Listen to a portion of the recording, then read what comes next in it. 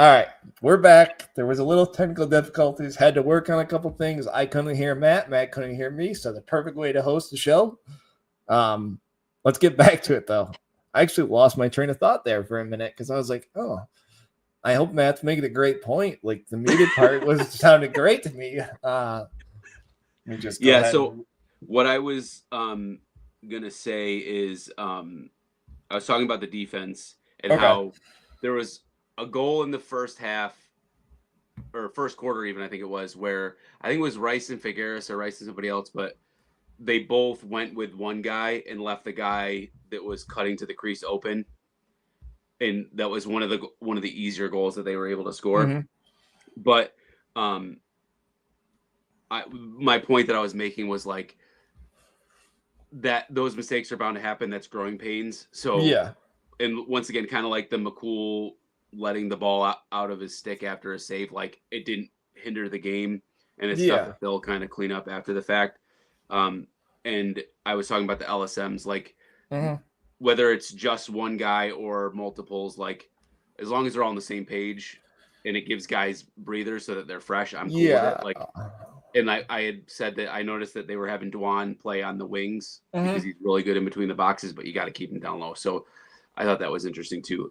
Another thing that I noticed too was that we switched up our ride, which really gave Towson fits. They were I had it written down here somewhere. I was going to say, I know you have your 7 pages of notes. So they, where is it? Hold on, I got to find it. They were 13 to 17. So they missed 4 clears. They were 50% in the second quarter, which you want to be around 90+% on your clears. Yeah. Yep. So they missed 4 out of 17, which is almost 20%. So it definitely, and there was a couple where it was like a second or two away that they just made it over too. So like it could have been more if it just went a little bit the wrong way. I was gonna say I saw a couple where they didn't make it over just in time, and there was a couple that I saw that Syracuse, I don't want to say lucked out because like their ride worked. Like let's be fair here.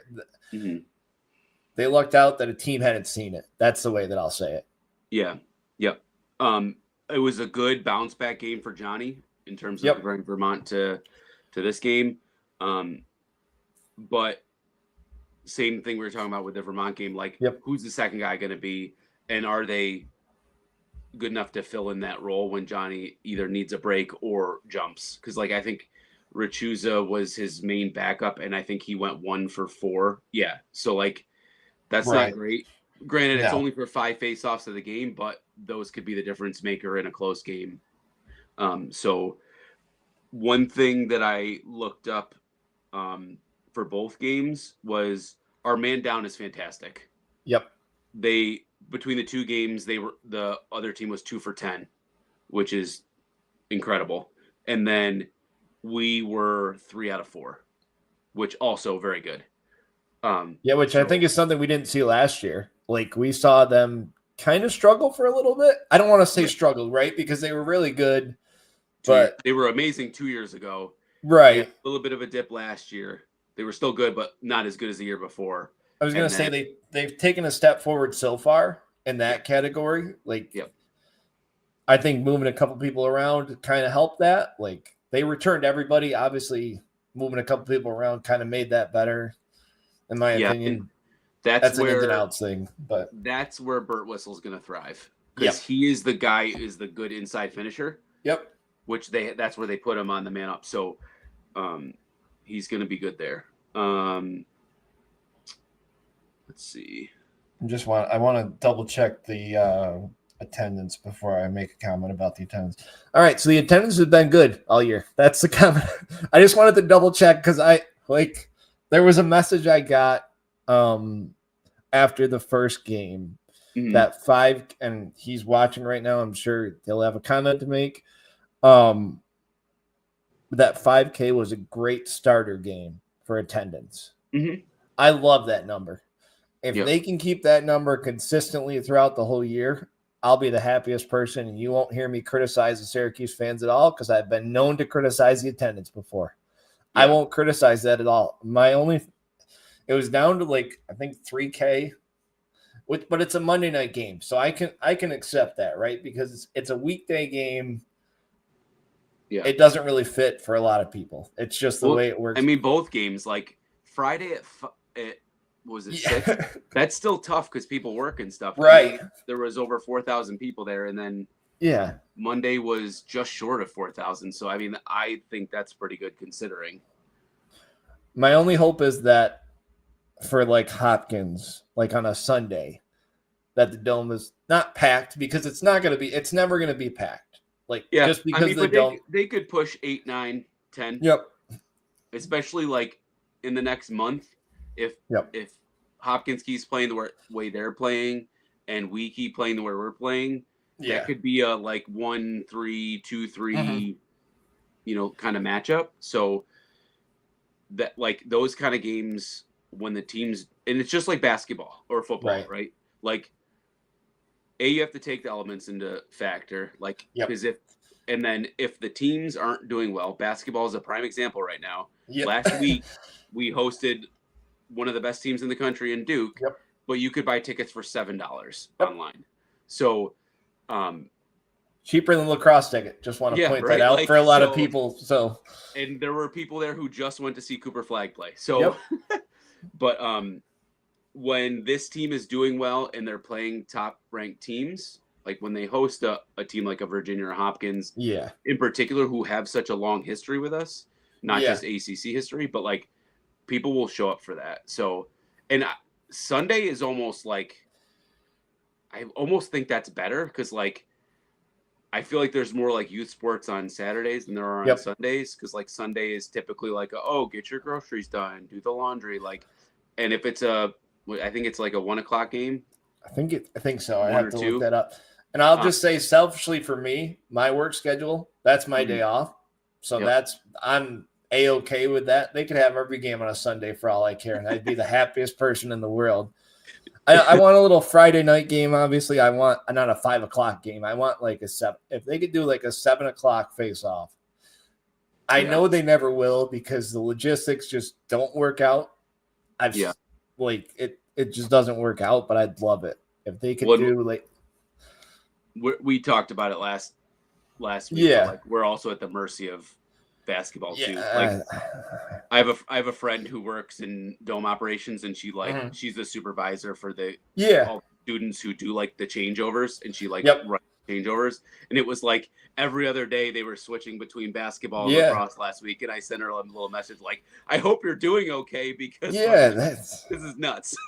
Listen, those people are amazing. On a side note, those people who do that, no matter what they do, whether it's them just standing there, okay, these tiles go here, these tiles go here, they do an amazing job. That's an aside, but I want to get back to the lacrosse talk, because this is obviously we're not doing basketball, because that's a little somber thing. I could do 6 hours on a basketball team that I'll just say probably won't win a lot of games the rest of the year. That's how I'll leave it on that for the basketball side. But let's get back to the couple of interviews that you and I both listened to, the Quint Kesselring interview and the Uncle Ricky interview, because I want to touch on a couple of things that they both said, and then I want to go into the Maryland talk.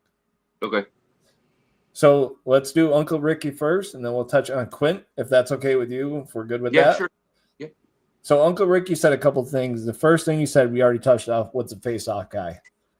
Mm-hmm. He's like, Johnny's great, but the face-off rules dictate occasionally that it's going to change, right? He's going to jump. He's going to jump. Every face-off guy does it.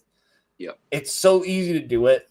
Like, so I think like the second face-off guy, and then he also said the long pole midi, which we already kind of touched on, but we can kind of expand it a little more now and just talk about who we think, in my opinion, should be up there. Let's just phrase it that way. Okay. I think Kakemo, whether we like it or not, is probably the best choice given what you have down low. Yeah. Yep. Because you want Billy down there. Grace obviously isn't going to come up. Like, that's – Yep.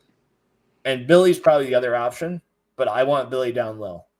Yeah. Because I went before the season started. I was like, I don't know how Grace doesn't play LSM, but now seeing him down low with the other two, like, it's a great like setup there. So, and obviously I'm not a coach at Yep. that high of a level to know what's better or Yeah. not. So like, but I think last year that's what he ran at RIT and was amazing between the boxes. I know he did a little bit of both, but I think last year, and don't quote me on that, but like I think he mainly. Somebody will. I'll just say it that way. Someone Somebody will hear that. You're an idiot. He played close all year. Listen, that's okay. I welcome it all. Like, bring it on. Like, if you want to listen, I do this in my free time. I don't do this for a living, so you can come at me all you want. This is a whole like. But I think I think go ahead. Kakemo in Kaczynski, I think am I saying that right? Yeah, I think like, so. I think they're a good 1-2 punch. Like, yep. I think of the like Kakemo's kind of like the smaller, faster guy. Kaczynski's a little bit bigger, a little bit more like he's gonna swing his stick a little bit more. So I like that they're kind of also different players and that it gives teams different looks depending on who's in. I think our short stick D mids, Carter Rice is an All-American, no doubt. Yep. And then Levine and Spallina, and then Achua. Is that how you say his last name? I think that's the pronounce. Somebody will trust me. It's the same thing. Somebody will say something like, "Oh, I don't know how you didn't get that one right." Yeah. The St. John's transfer played really well too. So I love that we have 4 that are good. His play to save that ball out of bounds. Yep. Like those are the kind of plays that like change games. Like that effort, because then that gets the team pumped up and then I think we turn around and scored on it. So like I like seeing that kind of stuff too out of the guys. Yeah, I think it's fair to say, to touch on that really quick, that's something we didn't see last year. That kind of play is something, and I think to go back to Uncle Ricky, and then we kind of go back to this, he said his team had a will to win, and they showed it. And he said Monday night he saw it. Yep. And that says something. If somebody like that, listen, I'm just a lacrosse fan, you're just a lacrosse fan. If somebody that has played at SU, that has played at that level and knows what it takes to get to championship weekend, obviously 4 teams in lacrosse, which is essentially what it was when he went, versus every team now, but it's still like high level. But for him to come out and say this is a championship level team, if they keep this streak up, if they keep the mean streak up, if they walk into every game and they say, you're not winning, we're winning by 5 or 10. That's just the way that they have to walk into every game. And you're going to have your Marylands, which are a lot closer. That's a whole, we can get into the Maryland thing because that's one I have circled personally. But I know you have it kind of circled as well. Yep. But in my notes, my quote is, they have their old school swagger back. Yep.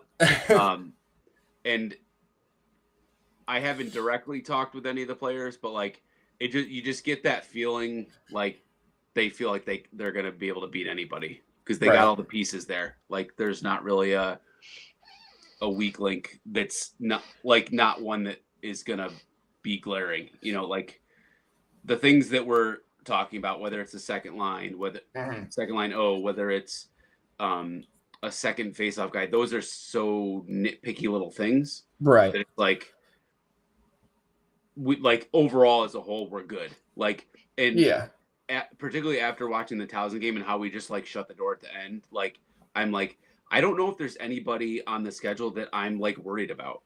Yeah, granted, I think we'll probably drop a couple because that's bound to happen. But I'm not going into any game as of right now worried that for Saturday's a great example.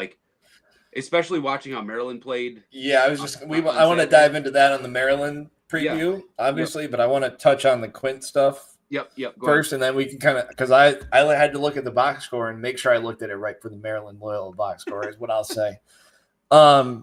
So the Quint stuff, what were your takeaways on Quint's interview? Because obviously I listened to it, you listened to it. I love Quint. Great color analyst to have on the game. I love listening to him talk. I've always had a little bit of a bias against Quint because he's a Hopkins guy. Yeah. He typically has been not high on the orange, but hearing him talk, and he was if Hopkins and Cuse were to play right now, Cuse would win. It shows me that okay, this team is the real deal. If even him, who he tries to be as neutral as possible as a lacrosse broadcast Yeah. guy, but like even him's like, all right, yeah, Cuse is one of the best, if not the best in the country right now. So like that is probably the main thing that stood out to me the most. And I think he had a lot of the same things to say that we've already kind of touched on, is that like there's some little things here and there that need to be worked on. And but overall, like the team is just in a really good spot. So I think the thing, I don't want to say shocked me, because it's not shock, right? Because we know how good the offense would be. It's hearing it from the national people now after the first couple of games. Because like we talked about it in our season preview, they're fantastic. We know what they're going to do. They return everybody. This should be a good offense. Realistically, like they should have been a good offense no matter what. But to do it on this level so far, let's be fair, so far, because this is their easiest stretch of games that they're going to get, including Towson, in my opinion, for the rest of the year. They've got a couple lulls, but for the most part, the schedule does get a lot tougher. And this is the time to do it. This is the time to gel. And we saw a couple of plays, like you said, the old swagger. I think Quentin mentioned that as well. That's a big thing. If somebody like that who's played at the level he's played at is saying that says something, because it's not just you or I. I'm a homer. I'm going to say it. I'm going to say it 10 times over. Like they can make you said it. Obviously, we're going to, like, if somebody national is saying it now, I can only imagine what they'll say at the end of the year is how I'll phrase it. Yeah. Yep. Depending on how the rest of the season goes, obviously. Yeah, it's still very early, but all things showing so far are telling us that. Yep. So let's dive into this Maryland game. First, I'll be frank, and I'm going to get roasted for this. This is one of the games I actually have Syracuse losing. I'll be honest. And it's 99% because it's Maryland at Maryland. It could get dicey. That's all I'm saying. I don't want to give people the false hope. Look, I think they're going to win? Probably.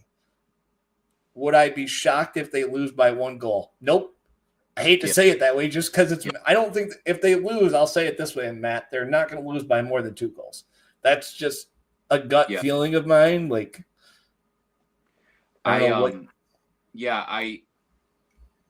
would have felt a little bit more that way before the game they played on Saturday against Loyola. I was not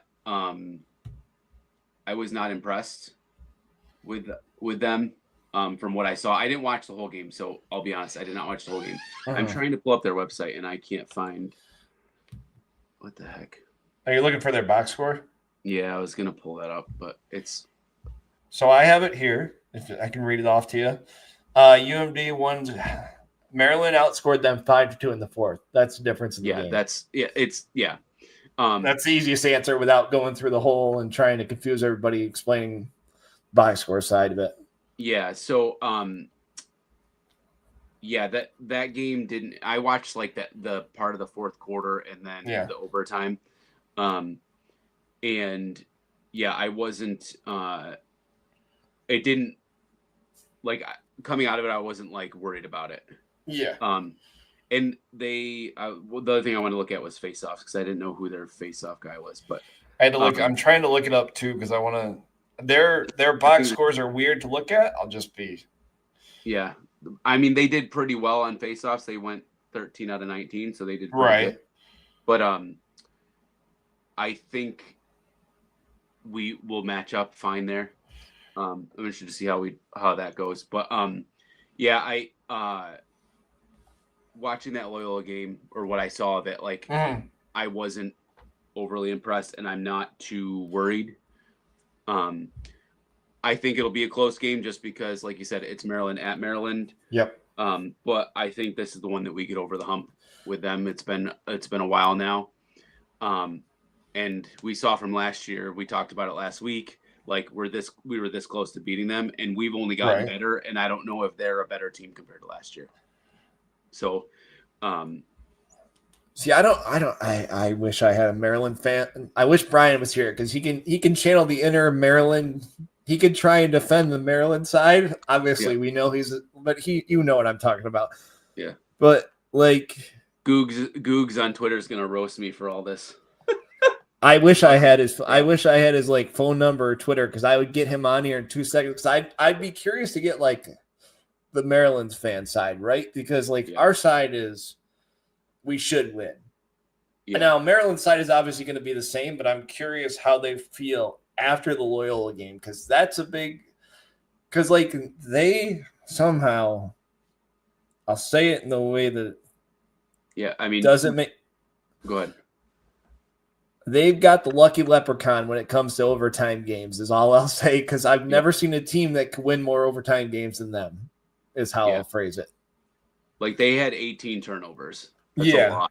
Like, and I don't know if that was just they had a sloppy game or whatever. Like, well, only time will tell, and we'll see this Saturday how it goes. But yeah, I mean, Maryland is other than the 2022 team where they were just insane.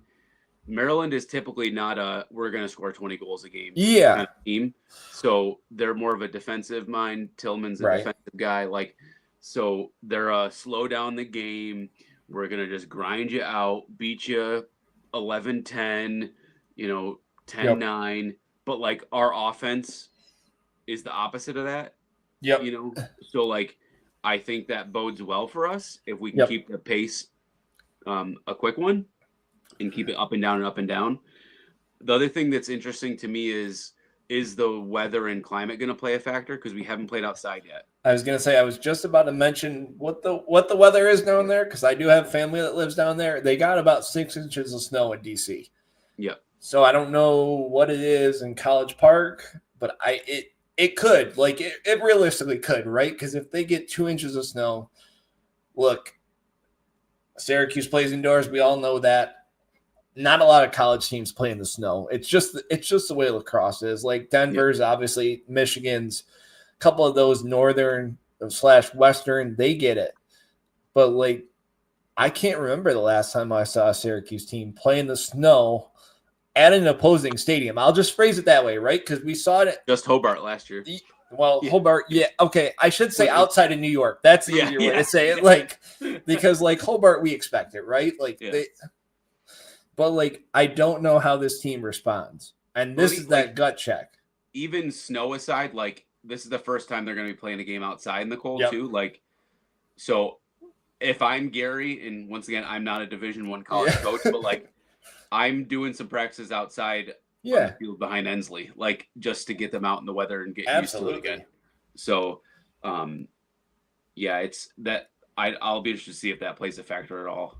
I was gonna say, I just want to clarify for everybody: we are not D1 coaches. We are not. We are not D1 lacrosse, because like, I'm gonna have some hot takes. Matt's gonna have some hot takes that a lot of D1 coaches are probably gonna look at us stupid. That's all I'm gonna say. Like, and Matt, you obviously understand that, but I agree with the thing. I don't.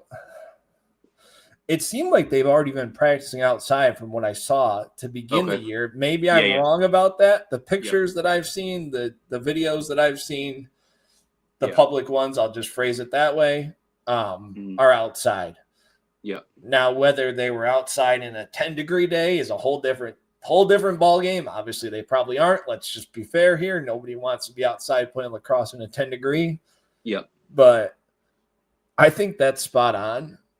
Yeah. Because, like, look, a lot of these kids used to come from places that don't get snow, and it's a different vibe when you go there, or you play in Syracuse, and it's 25 degrees, and it's snowing. Yeah. So I had pulled up some and wrote down some overall stats, and I think looking at some of these will kind of indicate how we do potentially versus Maryland. Like, so we're averaging about 50 shots a game, which is a hell of a lot of shots. So if we keep on that pace and are able to produce that many shots in the game on Saturday, there's no doubt in my mind that unless we're just horribly off the mark. Right. Just for contrast, Maryland had 19 shots total against Loyola. I'm looking at their box score still, just so I have that in front of me. Yeah, like we're in our first 3 games, and once again, you're looking at the teams we're playing. You got to take that into consideration. But we're outscoring them 55-17. Yep. We're averaging about 50 shots a game. We're averaging about 10 turnovers a game, which I think if you keep it at 10 or less, you're okay. Man up, we're 5 for 8, which is awesome. Our man down is 3 for 14, which is really awesome. Face-offs, we're at about 56%. You'd like to get that maybe to 60, 62, which would be really good. Right. Our clears are at 91.5%, and then our opponent's clears are at 67.5%, which is also really good. So all the stats are pointing to if that keeps going our way, then we should have no problem with Maryland. I do have to correct something. I was looking at shots on goal, not shots. Totally different number. So the shots were actually 31. Oh, okay. Yeah. Makes a big difference, obviously. Like I just had to look, and I had to I think that's a great way to put it, right? Because the law of averages is going to work out, right? Because the clearing percent being what it is, that's going to go up. It's realistically is like these teams, and I've seen it enough to say, like, there's no automatic clear except for Carter Rice on this team. And I'll just phrase it that way from the Syracuse side because you give him the ball and he's a Matt Abbott. And a lot of people will understand that. And I like that we are not getting overly complicated with our clear. Like find Carter Rice, find Sam English, and let him run. Yeah. And it works. Like those guys are good enough to do a move or two to get past the attackmen that don't fully want to ride anyways. Yeah. So, I think having Sam English as a two-way is also a great move, right? Yep. Because he's quick enough to defend and skilled enough, as he's shown. Yep. But he's also a mismatch for somebody. If you get an offensive midi from another team against him on the offensive side, in the transition, Yep. It works out a lot. It just does because you don't have to box him out on the side. You can involve him running the offense and run him off screens. Obviously, that's not a coach speak. That's just what I've seen from other teams that have run the same thing. Yeah, so. I think I had made this point when we lost the audio, but and I wanted to mention it during the Towson thing, but I was looking at my notes and I was like, oh crap, I forgot to say it. Yeah. Luke Roa, holy moly, mother of Mary. He keeps playing like that. We're going to have 2 first-team All-Americans at midfield with Leo and him because both hands, top corners, like 100 miles an hour. Yep. Holy crap. Offhand, everything, just literally. Yeah. Like he just that sweep with the hands free up top, like he just it's insane. And I think coming into the season, he was probably one of the most overlooked players. Yeah, he was running on second last year. So I don't know what teams are going to do against us defensively because you can only pull four guys. Right. So it's like they're going to I was going to say we were kind of talking about it. Who's the pull, right? Yep. Because is it I'll dive into a little bit because I have a thought on this. If I'm an opposing team, right? If I'm an opposing team that's playing Syracuse, I probably short one of the attackmen. Yeah. And I just say, Owen Hilt, you're going to get your points, right? You're going to get your assists. Yep. I'd rather pull like Luke Roa. I'd rather have a pull up there. Yep. The only thing I don't know is if you're a team like that, do you have the quickest defender, right? Because Luke Roa is going to get by a lot of long pulls. That's just the way and maybe you have a different thought. All 3 of them, Leo's not like a straight downhill guy. He's going to make a couple moves and lose you, where both Roa and English can just past you, right? So like, I don't see teams putting 3 up top. You can't because you can't. No, I think you put 2. I think if that's I think you put him on English and Roa. Yeah. And you just say, or because like until Leo shows that get by ability, right? If he shows that changes 99% of things. Well, he's like a bigger, bulkier guy too, so he's gonna be more of a get into you and get past you. You're right. I would bet that teams are gonna short Finn probably because you can't put a shorty on Joey. Yeah, because he's gonna get past shorties. Yeah, he's proved it his whole career. He's going to torch shorties. I think the same thing with Hilt. So like the only option there is going to be to short Finn, but then Finn's going to eat, right? I was just going to say that's a great mismatch for Finn to have because he showed last year what he can do against shorties. Yep, and he's so good in that 2-man game too. Like it's those box guys that are so used to playing against shorties can get past them and have no issues. Like so I think that I was going to say I think that speaks to a bigger thing what you just said about the box. Because look, I saw enough videos of Joey working out after last year. I believe I think it was in Canada, right? It was in Canada. He was up in Ontario. Because he played with Trey Deer. He was on a team with Trey Deer, and they also played with Finn. You can tell. You can just tell there's a different vibe with this team. There's a togetherness that I haven't seen in a while from a lot of Syracuse teams. Just the unit. I'll just say it that way. Just the attack, right? Because they love working together. They have a way to work together. They have their own vibe. Yep. And I love that. Yep. Because all three of them can get by everybody when they need to. Yep. And that was not a lot.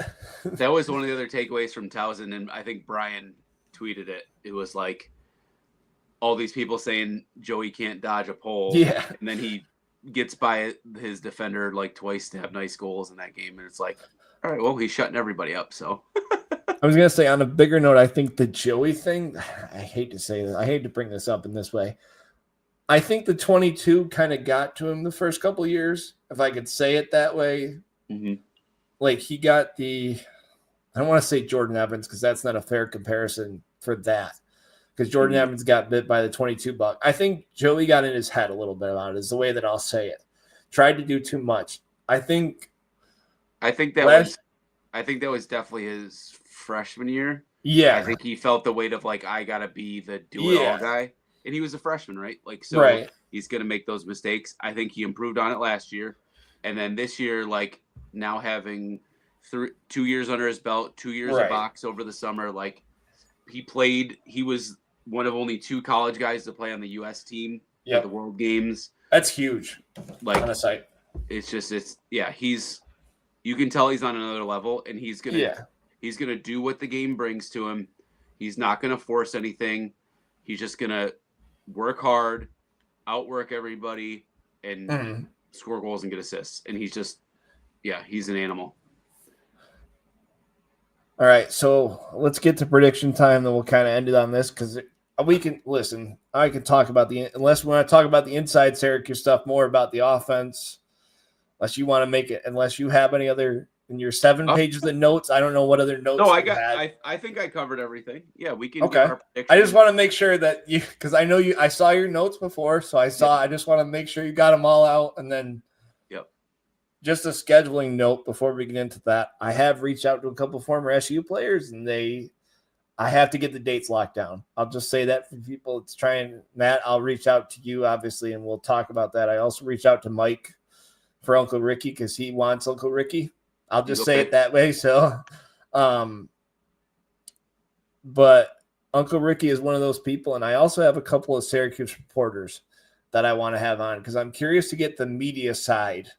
The Syracuse side of what they see so far. Sure.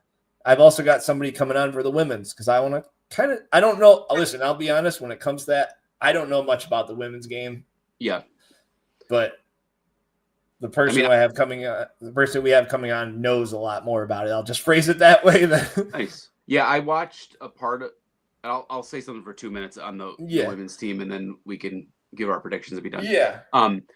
I watched a chunk of that game on Friday because I have multiple screens at work, so I can get my work done and do the dual monitor thing. And I thought they looked really good. The freshmen / players that were out from injury, I'm going to butcher her name, Alexa Vogelman, I think. She's a redshirt freshman now because she was out last year. She looked really good. A couple of the freshmen that I don't know the names off the top of my head looked really good.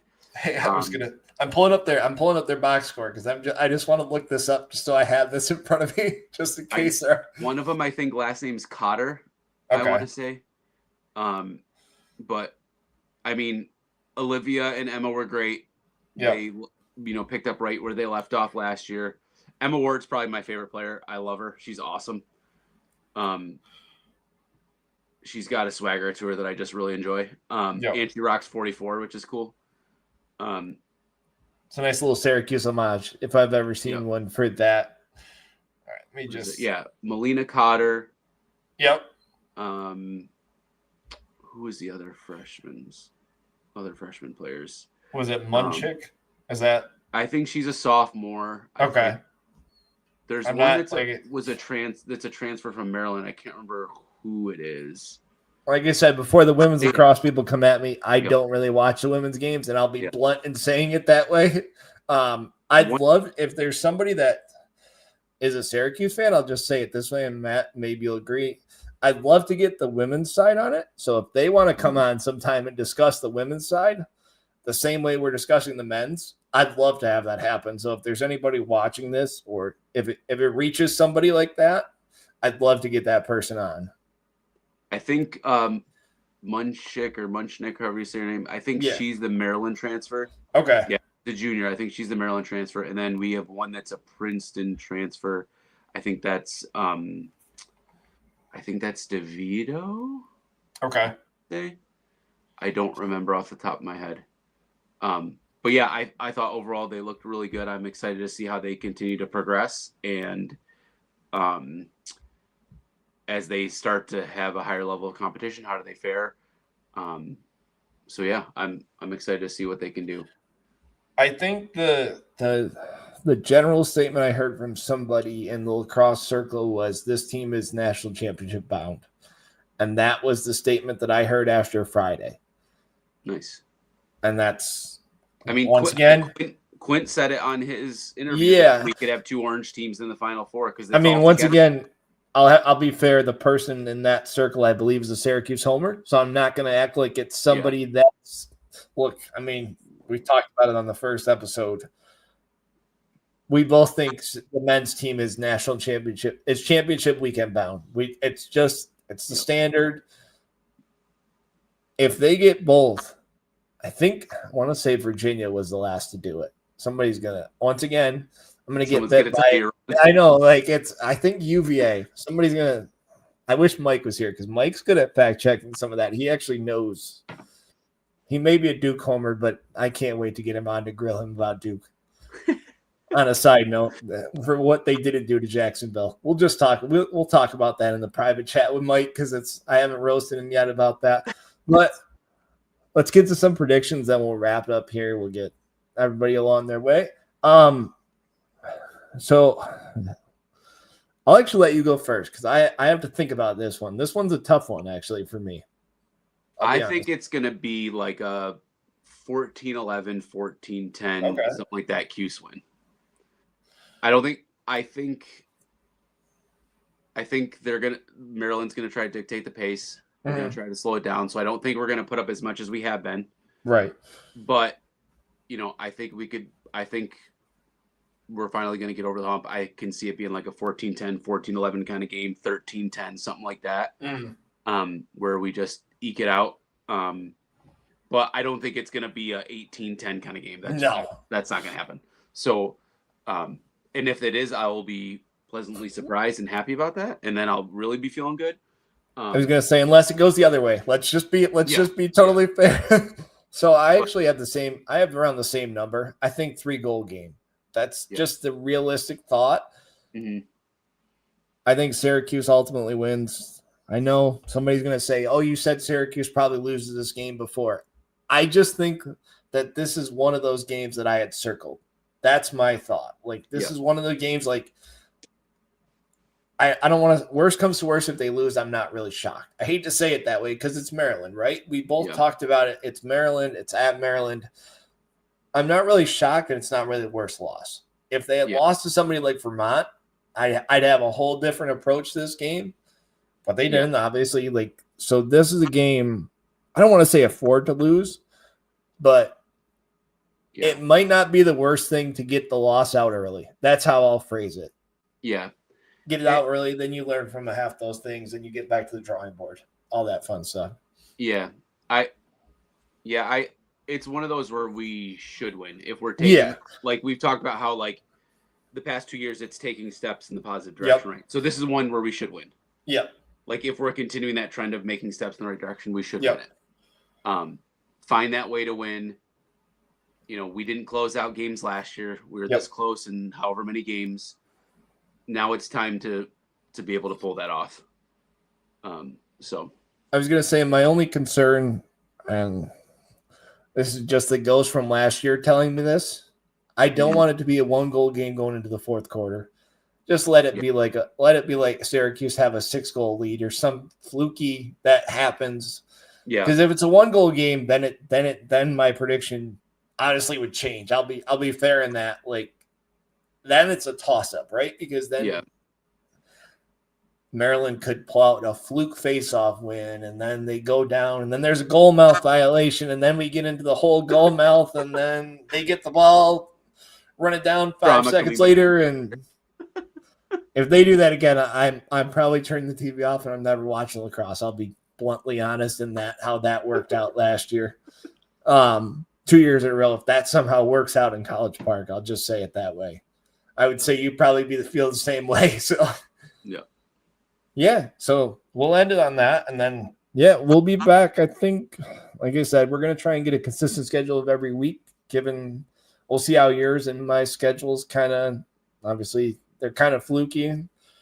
There's a couple of weeks that we're gonna have to kind of work out because I'm gonna be out of town for a couple of weeks. Actually, after the end of March, I'll just say it that way. The end of March, I'll be out of town for a week. But yeah, besides that, hopefully everybody enjoyed it. Hopefully the Twitter live people can see this. It looks like they can. So that's my positive for today. Like the Twitter live worked. That's the right direction, right? And I can see where the comments would show up because that's what I was hoping. I was hoping somebody would comment something, whether it's Mike commenting like you guys are way wrong. Maryland's going to slaughter Syracuse or something like that because I want to put his name up there so people know who he is. Just for the record, Mike is a homer. He is a Syracuse fan. Whatever he tells you, he will deny it, but he is a Syracuse fan at heart. And I hope he hears this part. That's all. I know he will. So I know he'll be listening if he's not watching right now. So with that note, as always, like I like to do, we'll end it with a steady "Let's go Orange," and we'll go on from there. Yeah. All right. We'll see everybody later. Yep. Have a good one, Dan. Thank you. Yep.